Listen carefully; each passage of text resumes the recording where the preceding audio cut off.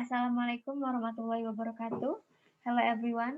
My name is Oni Azalia with NPM 20111009. I'm from English Literature and now I'm going to share you about Elizabethan age with historical context and the literature in the era, and also about William Shakespeare with his life and his works. The first material is Elizabethan age. Let's look at the history of Elizabethan age. The Elizabethan era is the period of English history associated with the reign of Queen Elizabeth I, began in 1558 and ended with her death in 1603. She was succeeded by the third King James VI of Scotland, who took the title James I of England as well. However, many critics expand the term to include the change that started to take place in England, and therefore in the English literature since the Renaissance, precisely from the death of Chaucer 1400 and continue until the date of Shakespeare in 1616. And also, during this period, the great Queen Elizabeth ascended the English throne, and the distinguished English playwright Shakespeare composed his immortal dramas. William Shakespeare, as known as the most famous writer of the Elizabethan age, emerged from this period as a poet and playwright never seen before. Another important playwrights of the era of Elizabeth include Christopher Marlowe, Thomas Dekker, John Fletcher, and also the Francis Bellman. And then theater and poetry were the dominant forms of literature during this period. Drama was at its heyday during the Elizabethan era, and English people developed a sense of appreciation to plays performance, and very quickly that the habit of attending the theater halls rooted in the English culture. And for the historical context in this era is the second half of the 15th century and the 16th century were a turbulent age in English history. In the 15th century, the Wars of the Roses, the rivalry between two aristocratic houses of York and of Lancaster, and with the victory of the Lancaster family when their distant cousin, Henry Tudor, claimed the throne. He was also crowned as Henry VII, starting the Tudor dynasty.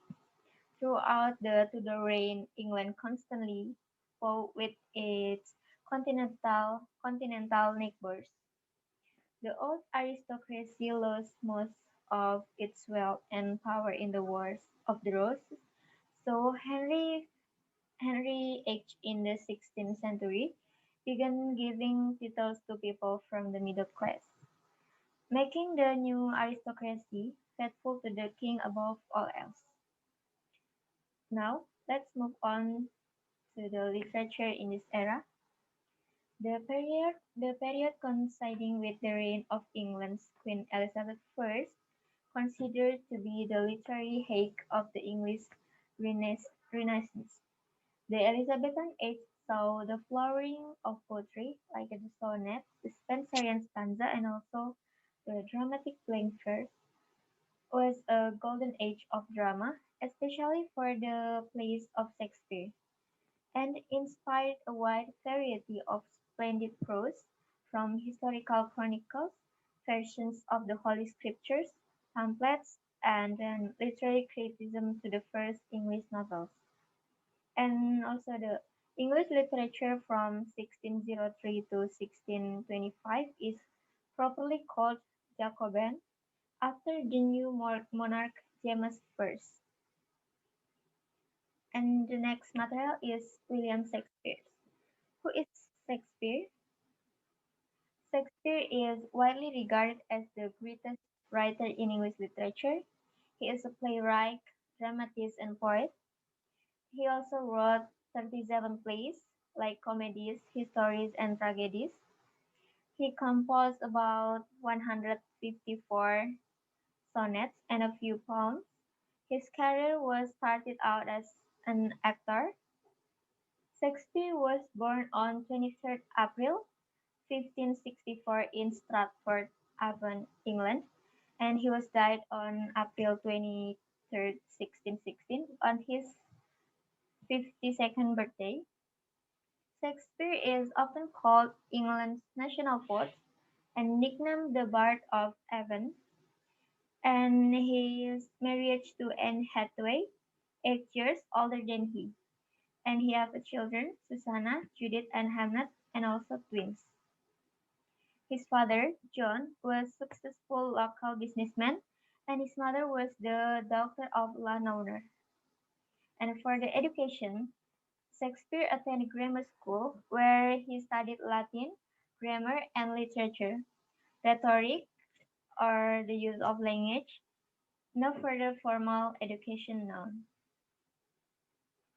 And let's look at Shakespeare works. Shakespeare wrote at least 38 plays and over 150 short and long poems, many of which are considered to be the finest ever written in English. His works have been translated into every major living language. Like, let's look at the works, such as comedies. They are the Comedy of Errors. Second one is Measure for Measure, and the third is The Two Noble Kinsmen. And for the tragedies, there are Antony and Cleopatra, Othello, Romeo and Juliet. So for the histories, they are Henry IV, which part first and second, and then Henry V, and also Henry VI with part first until third. And so for the romance, they are Cymbeline, The Tempest, and The Winter's Tale. So how about the poems? There are Lucrece, The Phoenix and Turtle, Venus, and Adonis. Okay, we're going to the last material is masterpiece, and what the masterpiece of Shakespeare. Shakespeare's playwriting success began with historical works between 1590 and 1593. He wrote Henry VI, parts first, two, and third, Richard III, and a comedy of errors. Romeo and Juliet was among the early plays that he wrote between 1594 and 1596. Shakespeare wrote a total of 37 plays, including such masterpieces as Julius Caesar, Hamlet, Othello, King Lear, and Macbeth. And the last is by 1599, Shakespeare's works were famous all over the globe. I think this ends for my presentation. Thank you for your attention, guys. Thank you. Wassalamualaikum warahmatullahi wabarakatuh.